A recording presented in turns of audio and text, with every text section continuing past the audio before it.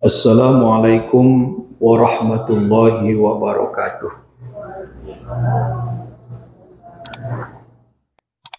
Alhamdulillahi rabbil alamin, allazi anzala sakinata fi qulubil mu'minin liyazdadu imanan ma'a imanihim.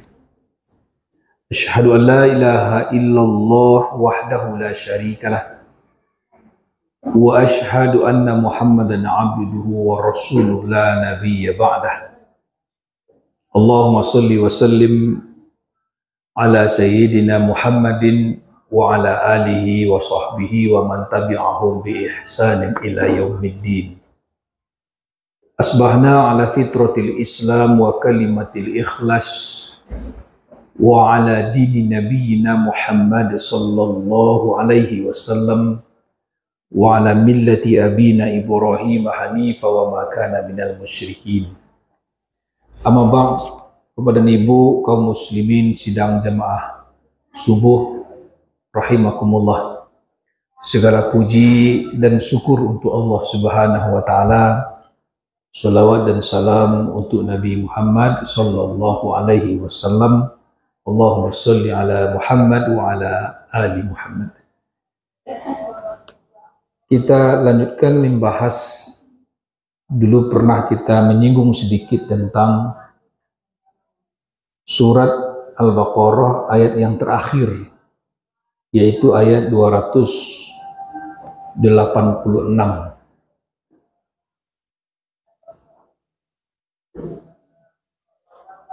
Ayat 286.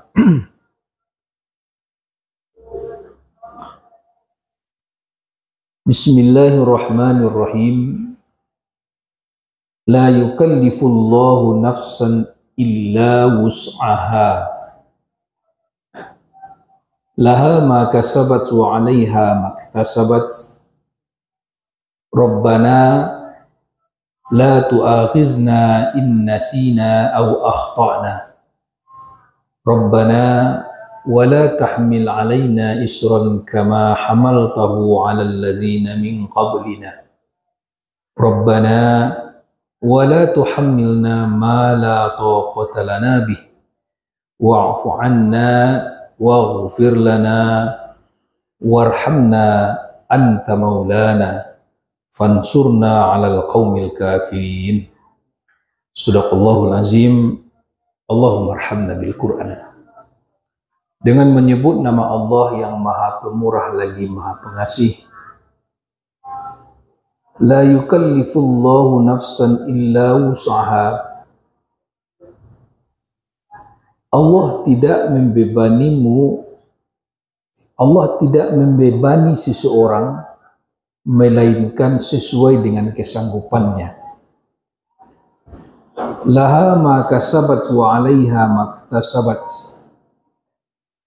Baginya pahala kebaikan yang dia usahakan, dan baginya siksa kejahatan yang ia kerjakan. Rabbana la tu'akhizna in nasina aw akhtana. Ya Rabb kami, janganlah engkau hukum kami jika kami lupa atau kami salah.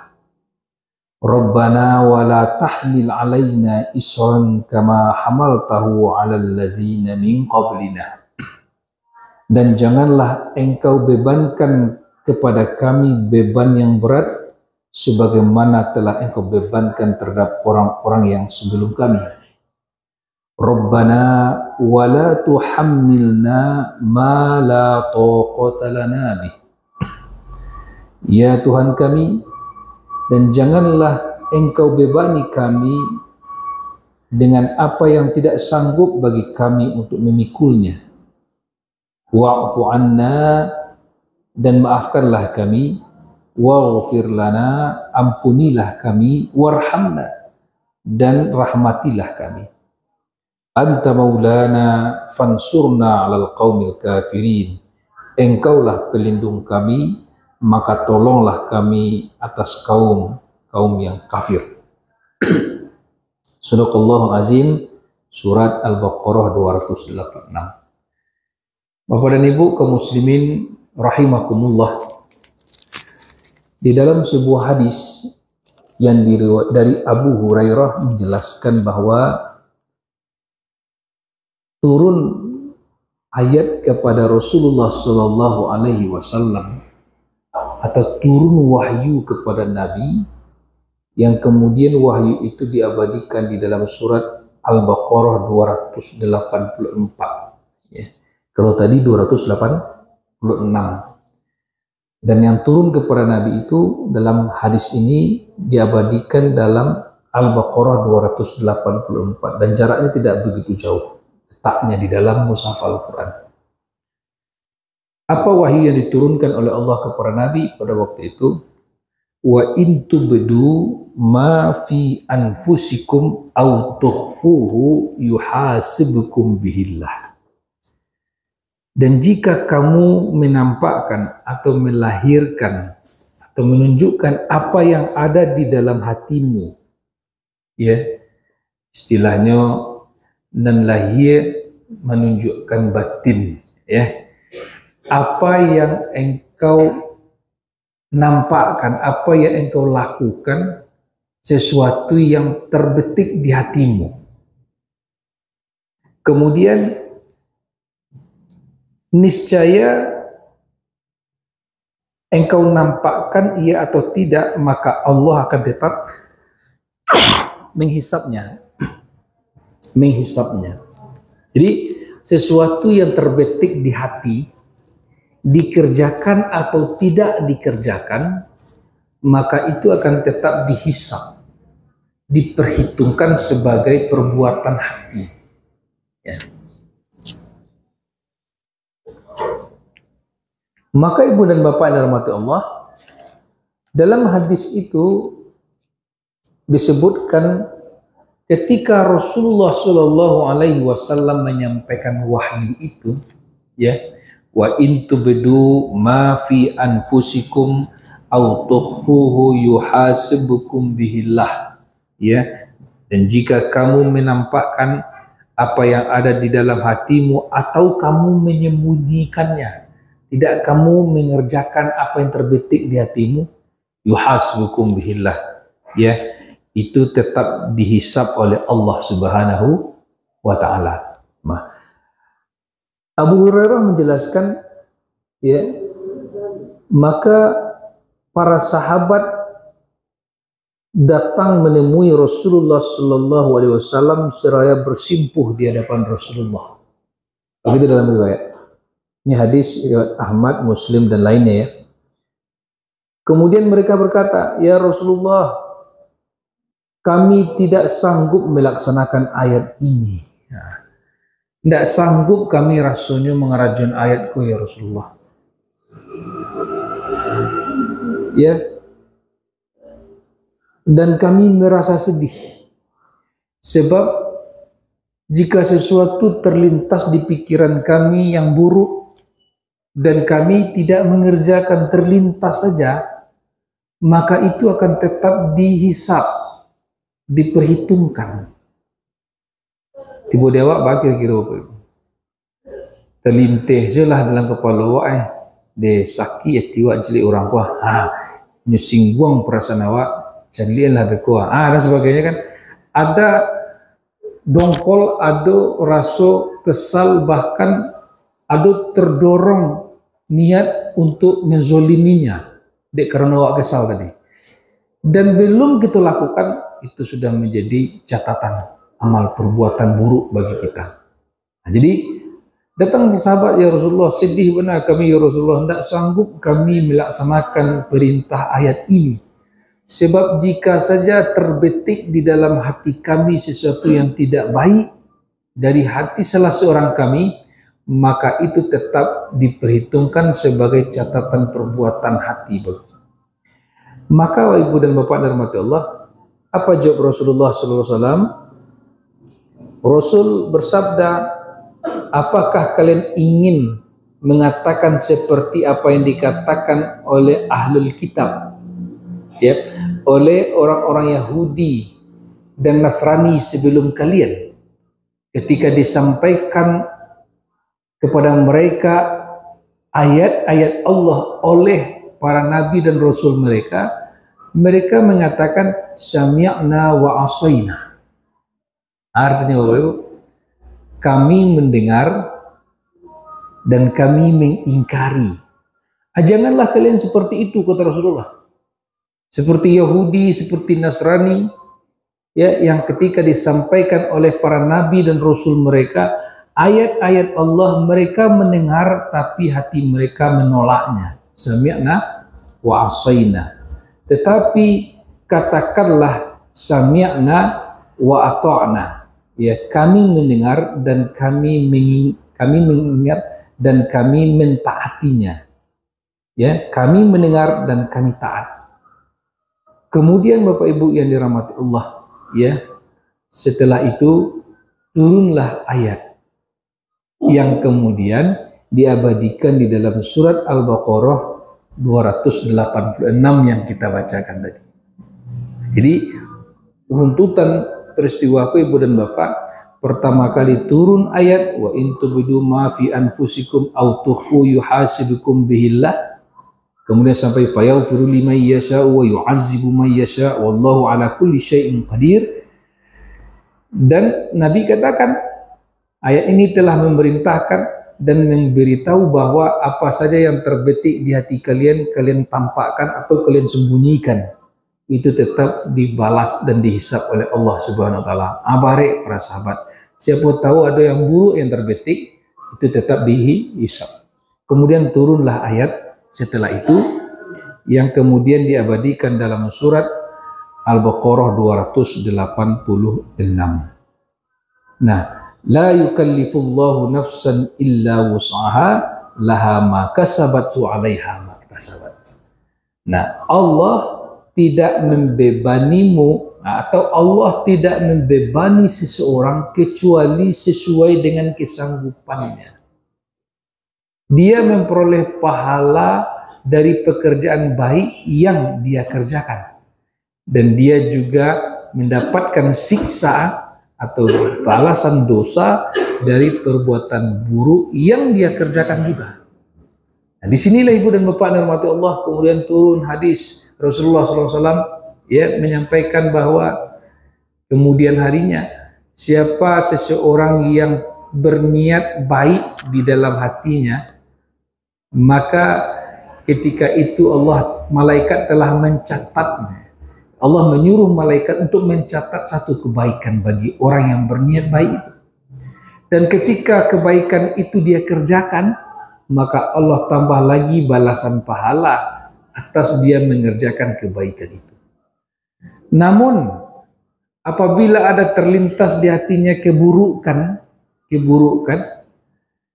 dan Allah perintahkan kepada malaikat jangan dulu dicatat, ya. Ketika dia mengerjakan keburukan, maka saat itulah dicatat dia sebagai perbuatan jahat yang dia akan menerima balasannya. Seperti itu agama kita, Bapak Ibu yang dirahmati Allah. Kemudian Rabi menjelaskan kembali ayat ini sebagai jawaban sebenarnya, ya, dari kegelisahan dan ketakutan para sahabat yang datang kepada Nabi, yang juga sebagian orang merasakan itu, bahwa sesuatu yang terlintas di dalam hati itu kalau baik dapat pahala dan dikerjakan dikasih lagi pahala. Tapi kalau buruk belum diberikan. Makanya Ibu dan Bapak yang dirahmati Allah, ya, ketika kita mempunyai niat baik segerakan. Tapi kalau terlintas keburukan, cepat-cepat bertaubat dan hentikan perbuatan itu. Ya, kita pernah mendengar orang tua kita berpesan, karajo elok di pacapek. Itu karajo buruk jangan di kerajuan. Itu sambungannya. Jangan disebut karajo elok di pacapek, karajo buruk di palambe. Berarti kalau di palambe masih ada jo niatnya mengarajo yang buruk atau Bapak Ibu yang dirahmati Allah, ya. Ya, beko salah pengertian pula orang kan. Ya. Nyo semayangnya capek-capek kan, bagus capeknya semayang, kerja elok itu dia capek aja nih. Orang belum selesai sholat lagi, hanyalah dulu salam daripada imam, sudah tu nyo ambil kota infak lambek-lambek, ya, mengaku lambek-lambek yang ambil kota infak, kerja buruk aku di palambek, Itulah salah lu maknanya Bapak Ibu yang dirahmati Allah. Jadi kalau ada niat baik bersegerakan. Supaya apa? Supaya tidak masuk angin. Ya, kalau masuk angin itu kalah kama-kama. Makanya kebaikan itu kita yang tahu dengan Allah Subhanahu wa taala. Kalau kita bersedekah diam saja, sehingga tangan kanan bersedekah, tangan kiri tidak mengetahuinya, tidak tahu dia. Tapi kalau ada niat buruk, ya dihentikan, tobat, astagfirullahaladzim. Jadi pelambai-lambai mengerajunnya kan, seperti bulan yang lalu nggak salah Musaji di Perang Panjang. Ini ikut dia jemaah, ya tapi nyambil sah paling belakang, ya. Kemudian ketika orang sujud, ya pura-pura batal duduknya terbahkan, nyesembah lah kota infak kan. Nampak deh anak ambo, ya anak ambo pun nampak. Jika ketek orang nyupai pengaji lah, ya. Babisiannya sudah semayang. Ayah, ada orang di samping ayah tadi kan keluar dia. Dia ngambil kota infak tu ya, dilari ini dibawanya keluar kota orang sujud. Coba bilang ke ongku tu siapa tu. Akhirnya ya bulan besok tiba lo jadi wastu balik takana aja deh bawa kan. Akhirnya ya dapat dia kota infak tu. Coba bayangkan Bapak Ibu ini rumah tu. Fisiknya bersama orang yang sujud, sama orang yang rukuk. Tetapi hati dan niatnya sudah salah. Jadi kalau terbetik kejahatan itu cepat-cepat tobat. Ya, minta ampun kepada Allah. Tidak dipelambai-lambai mengerajaan. Kalau ingin juga di kerajaan itu pelambai itu berarti masih ada niat. Kita kembali kepada yang tadi Bapak Ibu. Ayat dan sebab turunnya ayat yang kita bacakan tadi, ya, surat Al-Baqarah 284. Kemudian turun surat Al-Baqarah 286 diabadikan Al-Quran. Itu menunjukkan Bapak Ibu yang dirahmati Allah bahwa agama ini mudah. Agama Islam ini tidak mempersulit kita. Sehingga Rasulullah SAW dalam hadis diriwayatkan oleh Bukhari, "Inna ad-dina yusrun," kata Rasulullah. Agama itu mudah. Ya, tidak mempersulit dan juga tidak sulit. Wala yushaddud dina ahadun illa ghalabahu, dan tidaklah seorang pun yang memberat-beratkan dirinya dalam beragama, yang mempersulit-sulit dirinya dalam beragama, kecuali ia akan kalah. Apa makna mempersulit-sulit ini? Berlebih-lebihan dan terlalu mempermudah. Itu tidak berlebih-lebihan dan tidak terlalu mempermudah. Di sinilah pertengahan tuh Bapak Ibu yang dirahmati Allah. Ya, banyak orang yang mempermudah-mudah menganggap enteng saja Bapak Ibu yang dirahmati Allah. Ya cali ayat, bisa kok orang tak puasa di bayi, namo pidiah. Kan seperti itu kan? Hanya permudah-mudah pula. Berarti bisa diganti jepiti. Hanya nyucubun ke solat le Bapak Ibu kan. Anda solat dah ganti jepiti. Itu mempermudah-mudah, dia akan kalah itu.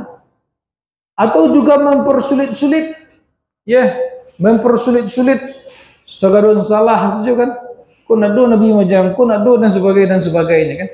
Akhirnya Bapak Ibu yang dirahmati Allah, orang pun akhirnya ya beragama ini merasa berat. Padahal agama itu tidak berat dan tidak memberatkan, mudah dan mempermudah. Bapak Ibu yang dirahmati Allah, banyak contoh di dalam amalan-amalan yang diajarkan oleh Nabi SAW dan dicontohkan oleh beliau. Bukti inna dina yusrun, agama itu mudah. Yang sangat nampak lewat mudahnya agama Ibu dan Bapak di dalam kita beribadah. Ya, dalam kita beribadah ada rukun, ada yang menjadi wajib. Ada yang menyebabkan batalnya ibadah, ada yang menyebabkan tidak sahnya dan tidak diterima oleh Allah, tidak sahnya ibadah secara fikih. Tapi dalam kondisi-kondisi tertentu mudah.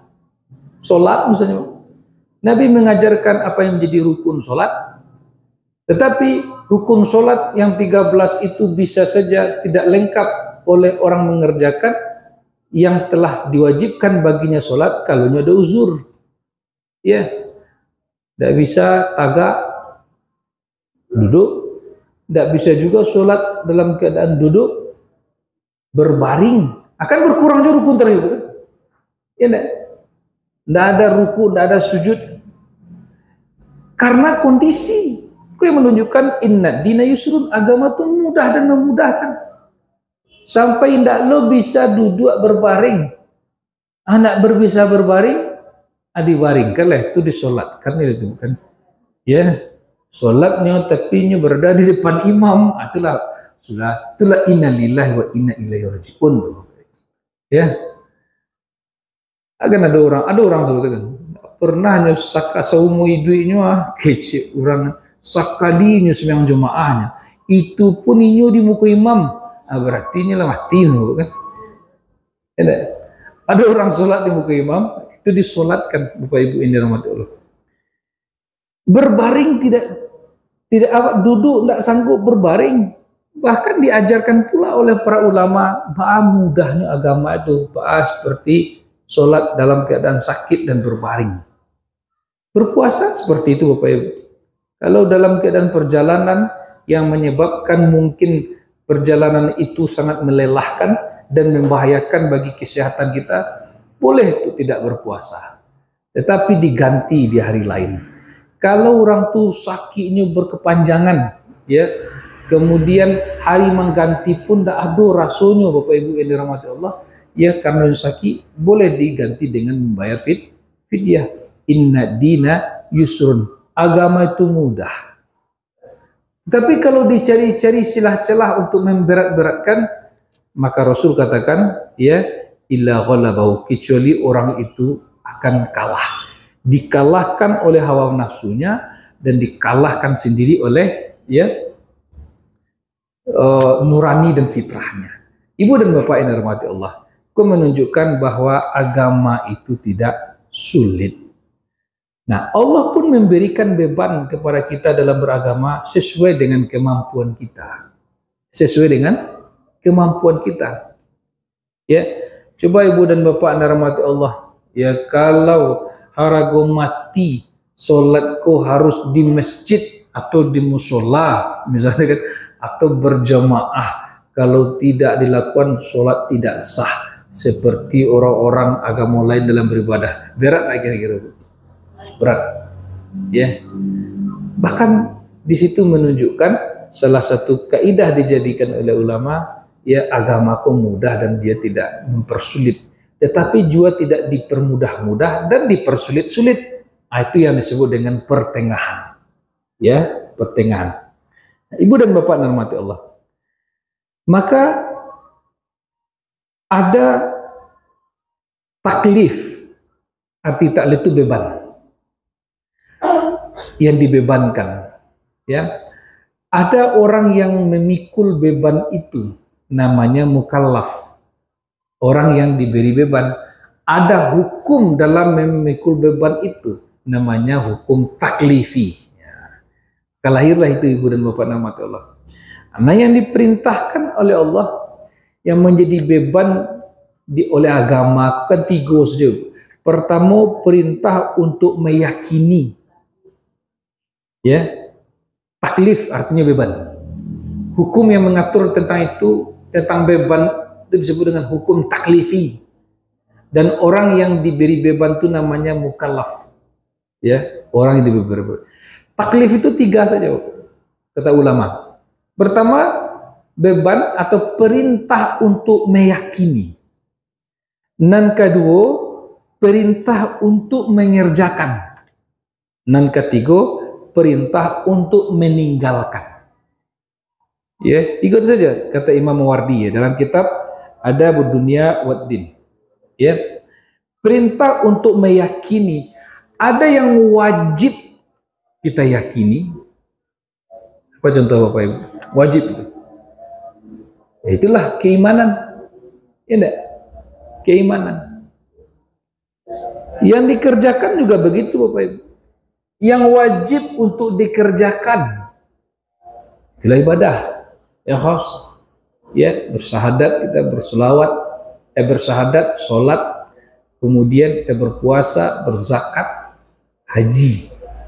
Ada juga perbuatan yang wajib ditinggalkan.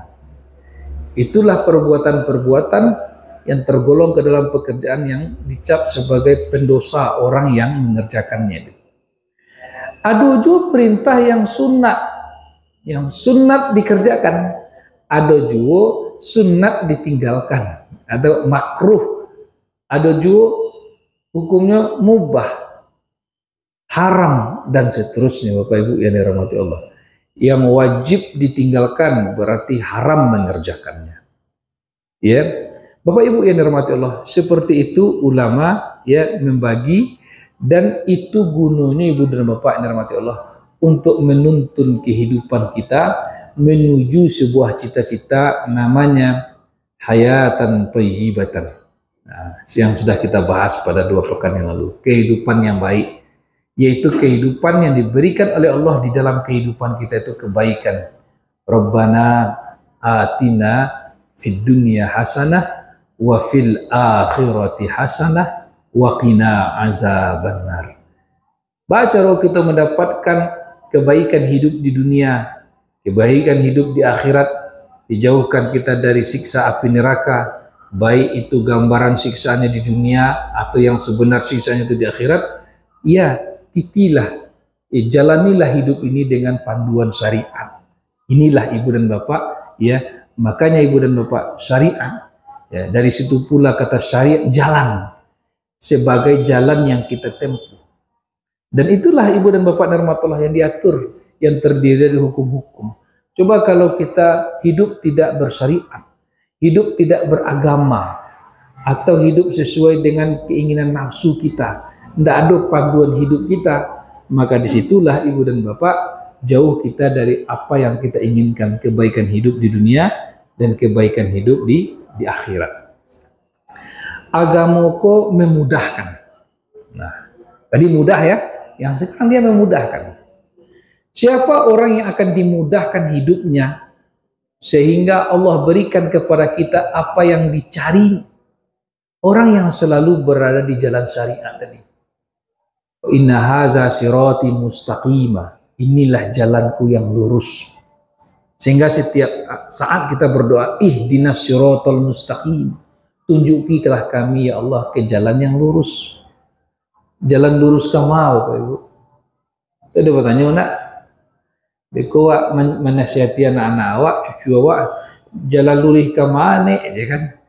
Ya, indak jalan lurus perang taruk dulu kan? Jalan yang lurus, jalan yang benar, jalan yang telah digariskan oleh agama kita. Maka agamaku sudah lengkap. Agama telah sempurna. Tidak bisa ditambah, tidak bisa dikurang. Ilmu dan ajarannya mungkin berkembang. Jadi bahwa orang memahami agamaku mungkin berkembang deh. Karena situasi kondisi berubah. Amalan pun ya terus berubah. Nah, disinilah Ibu dan Bapak rahmati Allah, ya, perlu kita dalam berilmu tentang agama dan mengamalkan agama ini ada suatu panduan. Disitulah Allah utus ya pewaris-pewaris Nabi bernama ulama yang akan mendudukkan yang majalan. Beko kalau tidak ada panduan seperti itu, Bapak Ibu yang dirahmati Allah, nah kelama di Parui saja menerjemahkan agama ini. Ada sebuah pondok pesantren di daerah Jawa sana kan? Ya, nantakana de guru saja sudah tunjuk ceraman ke murid-muridnya kan? Ya, setelah diteliti ternyata memang ya yang takana dalam pikiran saja. Nah, kalau sudah seperti itu Ibu dan Bapak, keluar pula kita dari ya kaidah yang telah diajarkan oleh Nabi. Jangan berlebih-lebihan, mempersulit, terlalu mempermudah-mudah, dan terlalu mempersulit-sulit. Akhirnya bagaimana?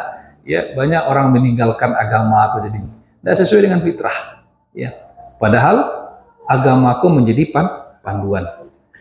Jiwa kita Bapak Ibu yang dirahmati Allah butuh nasihat. Jiwa. Jadi kalau dulu pernah kita membahas tentang modal utama yang telah diberikan oleh Allah kepada kita, salah satu dan yang paling utama itu namanya keimanan. Jadi awalnya membawa keimanan itu. dan kita telah diberikan oleh Allah modal keimanan itu. Tugas kita dalam beragama mengamalkan ajaran agamaku untuk mempertebal keimanan itu. Mempertebal keimanan itu. Sebab keimanan kita itu bisa menipis, bisa menipis, bisa menipis, dan bisa seperti tidak ada. Dan keimanan kita itu bisa bertambah. Sehingga Allah katakan liyazdadu imanan ma'a imanihim. Allah tambah keimanan itu bersama keimanan yang sudah ada, yang sudah kita bawa itu. Dengan apa Allah tambah keimanan kita yang sudah ada ini?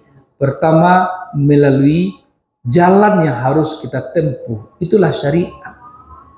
Sehingga Nabi katakan, menuntut ilmu tentang ilmu syariat ini wajib. Jangan kita sholat tapi tidak berilmu dengan sholat. Ya, kita berpuasa tidak berilmu tentang puasa. Kita berhaji tidak berilmu tentang berhaji. Dan ilmu yang wajib kita tuntut adalah ilmu yang berkaitan dengan amalan agama yang kita yakini. Yang dasar utamanya itu adalah ilmu aqidatut tauhid. Sebab dengan berilmu kita beramal, berilmu dan beramal itulah untuk mempertebal keimanan.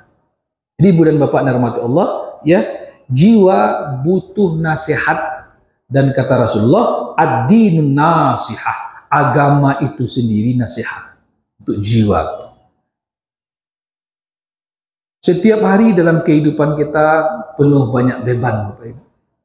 Ya, beban itu terkadang kita melihat saudara-saudara kita di luar sana ataupun jodoh sana gitu seperti tidak tersubarangi di beban hidup boleh. Kalaupun kita mau memberi bantuan kepadanya untuk meringankan beban hidupnya, ternyata beban hidupnya itu bukan kekurangan materi ternyata. Tetapi beban hidupnya itu yang membuat ini itu betul-betul menghadapi kesulitan dalam hidup, keguncangan dalam jiwa adalah beban yang sifatnya bukan materi. Ada enggak orang seperti itu? Ada, Bu. Ya. Wah, hari contohnya Bapak Ibu. Tapi sebuah pelajaran, ya. Apa yang tidak dia miliki? Dia miliki semua. Sampailah selesai pengajian ya di Bukit Tinggi sana untuk melepaskan unek-uneknya Bapak Ibu, ya. Ambolah salah Ustaz, apa kesalahan Pak, anak lai sekolahan ndak ke sekolah agama Islam sejak dari kita diarok supaya santiang, supaya cerdas, disekolahkan ke sekolah yang bukan membimbing akidahnya. Akhirnya pintar-pintar memang, tapi mengaji tidak pandai, ya. Ya, Allah gejonya rasaki dalam bentuk kekayaan materi, karenanya berusaha, ya. Tetapi ketika dapat masalah, tidak bisa menyelesaikan masalah dengan cara yang baik. Kan ada orang ibu dan bapak, ya. Masalah jiwa yang kita hadapi, yang dihadapi oleh semua orang itu, ada jalan keluarnya. Dan tidak bisa masalah yang berkaitan dengan kejiwaan itu yang tidak nampak diselesaikan dengan cara yang tampak. Semua jube Bapak Ibu, ya. Obat fisik, penyakit fisik dengan obat penyakit hati itu beda tuh. Hati yang bukan organ hati, bukan liver tuh. Hati yang berkaitan dengan kepercayaan, yang berkaitan dengan rasa, yang berkaitan dengan keyakinan. Tapi kalau hati yang disebut liver itu tuh masih fisik, organ namanya. Jadi makanya ada juga dokter-dokter yang mampu memberikan resep obat kalau orang sakit badannya, nak mampu pula nyolah habis ubeknya, aku adunya sehat deh. Karena apa Ibu dan Bapak? Yang sakit itu bukan fisiknya, bukan badannya, tapi yang sakit itu jiwanya, dan itu tidak bisa diberi obat kecuali kalau merangsang sarafnya untuk nyelalok. Bapak Ibu dan Allah. Maka dari situ Ibu dan Bapak, kembali kita kepada asalnya. Ya, dengan mengingat Allah Subhanahu wa taala dengan cara yang dituntunkan oleh Rasulullah SAW dan dijelaskan oleh para ulama. Disinilah penting ibu dan bapak, maka ulama mengatakan terbukti agama itu nasihat. Nasihat untuk apa wahai Rasulullah, kata sahabat? Untuk taat kepada Allah, untuk taat kepada kitab-kitab Allah yang telah diturunkan kepada Nabi dan Rasulnya, dan taat kepada imam kaum muslimin yang beriman kepada Allah dan taat kepada Rasulnya, para ulama. Jadi kebutuhan jiwa wako, ya, kebutuhan fisik wak, makan dan minum, istirahat, itu rekreasi. Tapi jiwa kita yang paling dalam itu perlu nasihat, itu kebutuhannya. Maka disinilah ibu dan bapak dirahmati Allah, perlu awak setiap hari itu melakukan suatu amalan, ya, yang bisa mempertebal iman dan menasihati jiwa. Ya, banyak amalannya. Ya, satu di antara yang menonjol amalan itu namanya muhasabah, atau bahasa lainnya introspeksi diri, atau bahasa lainnya mengevaluasi diri. Baca muhasabah itu ibu dan bapak dirahmati Allah, ya.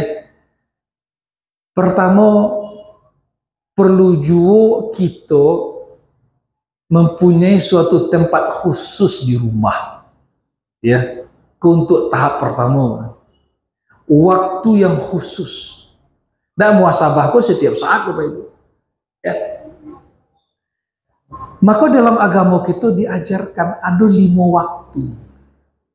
Yang 5 waktuku sebenarnya untuk memberi makan jiwa kita.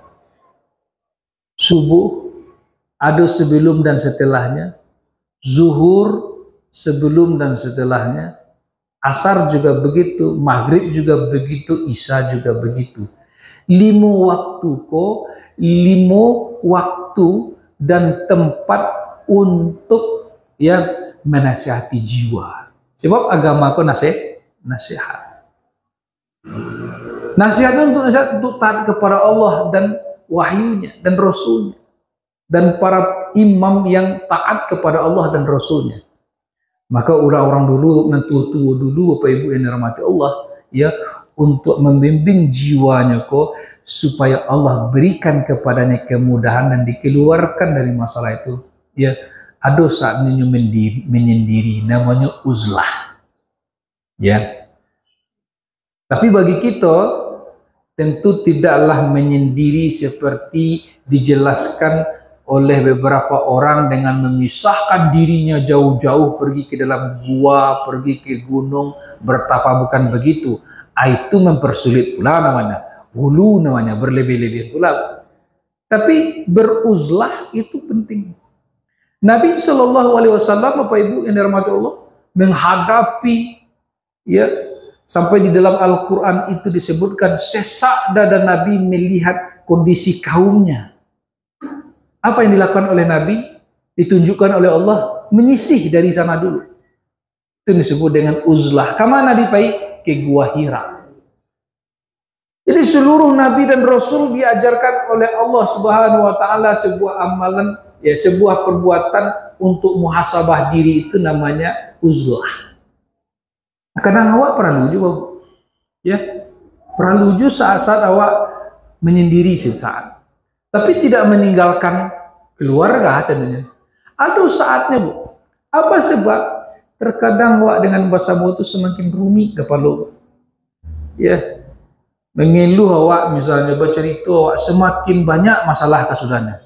Makanya kalau masalah jiwa, masalah kehidupan yang tidak berkaitan dengan materi lah Ibu dan Bapak, yang bisa memberi jalan itu adalah ketika kita mengadu kepada Allah Subhanahu Wa Taala. Itu disebut dengan muhasabah. Bisa melalui zikir, bisa melalui Al-Quran, membaca Al-Quran, bertaubat, ya. Kalau kita ingin, kata ulama, ya, kalau awak ingin berdialog dengan Allah, caranya dengan berzikir dan berdoa. Tapi kalau kita ingin Allah berdialog dengan kita, caranya adalah dengan cara membaca Al-Quran. Lalu teruslah banyak bertaubat. Ad-din nasihat, agama itu nasihat. Di situ kita akan merasakan memang agama wako di samping mudah, dia pun memudahkan kita dalam menjalani kehidupan. Dengan syarat tentu kita berilmu tentang agama kita. Ibu dan bapak yang dirahmati Allah, orang dalam beragama ya tingkatannya pun ada. Pertama, tingkatan paling bawah nyanggap agama beban. Sebabnya mencari banyak aturan agama kau tidak boleh, itu tidak boleh. Itu cara orang mencari agama tingkat paling bawah tu Bapak Ibu. Ya, sehingga masih terasa berat dengan agama.